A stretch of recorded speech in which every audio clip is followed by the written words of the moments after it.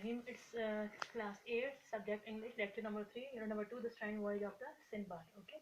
Now we have to discuss the story main points. The main points of the story are Sindbad, the son of the rich merchant, and father died. As you know that the Sindbad, the main character of the story, his father was a rich merchant. Okay, and when his father died, he was left all his wealth for his son, but his son was careless and lost everything. Sindbad was careless, so he lost everything, and his friend left him, and he thought to try his fortune. After realizing that all his friend left him, he thought that why should not I try my fortune? So to try his fortune, he traveled to the port of the Basra and board merchant ships means कि उसने क्या किया, एक बहरी जहाज अपने लिए खरीद लिया, मीन्स के ताजरों के जहाज के साथ वो हो लिया, रीच टू अनसीन आइलैंड, और वो ऐसे आइलैंड में पहुंचा जो कि उसने कभी भी देखे नहीं थे. Merchant start collecting fruits. अब वहाँ पर जब वो लोग पहुंचते हैं तो वहाँ पे क्या होता है, तब बाकी तमाम ताजिर जो है वहाँ पर जो फ्रूट्स वगैरह होते हैं वो कलेक्ट करना शुरू कर देते हैं. सिंदबाद फेल्ट अस्लीप, जबकि सिंदबाद क्या होता है, गहरी नींद चला जाता है. ही सा व्हेन ही वोक अप, जब क्या हुआ, वो सो के उठता है, वो क्या देखता है, अब वाइट बिग बॉल, कि वहाँ पे क्या एक बहुत बड़े सफेद रंग की एक बाल सी पड़ी हुई, गेंद पड़ी हुई है. अब उसे समझ नहीं आ रहा था ये क्या चीज़ है जो कि उस टाइम पे वहाँ पे पड़ी हुई है. इट वॉज एन एग, जो जब उसने हाथ लगा कर देखा तो उसे महसूस हुआ ये क्या है, एक अंडा है. एंड उसको उस टाइम पे ये जहन में आया कि ये उस परिंदे का अंडा हो सकता है जिसके बारे में मर्चेंट्स बात करते हैं. और वो परिंदा क्या था, रॉक था. जैसा कि हमने पीछे एलिमेंट्स ऑफ करेक्टर जब एलिमेंट्स ऑफ स्टोरी जब पढ़े थे तो उसमें मैंने बताया था आपको कि rock was a legendary bird. तो ये क्या था, उस बर्ड का ये एग था. अब उसने सोचा कि मैं यहाँ से कैसे जाऊंगा, तो वो क्या करता है, अपने आप को बांध लेता है, टाइड हिमसेल्फ विद बर्ड्स.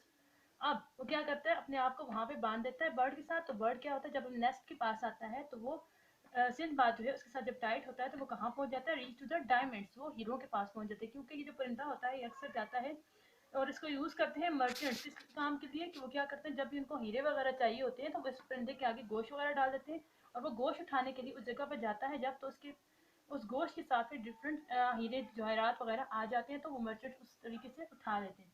अब जब सिंदबाद वहां पे पहुंचा, उसने हीरे वगैरह हासिल कर लिए. ही इनकाउंटर्स विद द मॉन्स्टर, तो रास्ते में बहुत ज्यादा मीन्स कि उसने मॉन्स्टर्स वगैरह का सामना भी. और मॉन्स्टर्स में अगर हम लोग देखें तो हमारे पास डिफरेंट टाइप्स की स्नेक्स वगैरह और सर्पमेंट्स वगैरह भी आए थे उसके रास्ते में उसको रोकने के लिए. लेकिन वो क्या था, उनसे डर की वजह से उसने अपने आप को क्या किया, एक गार में बंद कर दिया और उसने पूरी रात एक गार में गुजारी. अब सुबह जब हुई तो दोबारा वो उस परिंदे के आने का इंतजार करता रहा. जब वो परिंदा आया उसने दोबारा से अपने आप को उस परिंदे की टांगों के साथ बांधा और ही वेंट बैक सेफली, वो वापस जिस जगह से आया था उस जगह पे उस परिंदे के साथ चला गया. अब जब वहां पे वो पहुंचा तो उसने क्या देखा कि मर्चेंट जो थे वो सारे वहां पर मौजूद थे जिस जगह पे वो पहले आए थे. अब उसने क्या किया, मर्चेंट्स को सारी स्टोरी बताई and deal with the merchants, और उसने मर्चेंट्स के साथ एक सौदा तय किया. Then he went to his village. अब मर्चेंट्स ने क्या किया, उस सौदे को कबूल किया और उसको उसके गांव लेकर चले गए. And he bestow a large part of his money to the poor, और उसने गांव जाके सबसे पहले काम क्या किया, जाके जो अपनी रकम थी वो अतिया की, किसमें, गरीबों में. क्योंकि उसे एहसास हुआ कि किस तरह से जो है दौलत कमाई जाती है और कैसे मैंने अपनी नौजवानी की उम्र में अपनी दौलत जो है वो गलत कामों में सर्व कर दी थी. तो उसके बाद से वो क्या करता है, अपनी जो है दौलत का अच्छे तरीके से इस्तेमाल करता है. और उसके बाद उसने आगे 6 वॉयज और भी किए थे जो कि बाकी बुक्स में है, लेकिन आपकी बुक में जस्ट हम लोग सिर्फ उसके फर्स्ट वॉयज के बारे में पढ़ते हैं, the strange voyage of Sindbad. It's his first voyage. Okay. अब आपका होमवर्क क्या है, you have to revise all the written word. जो भी आपको नोट्स दिए जाएंगे इस यूनिट के, यूनिट नंबर 2 के, आपको रिटन फॉर्म में मिल जाएंगे.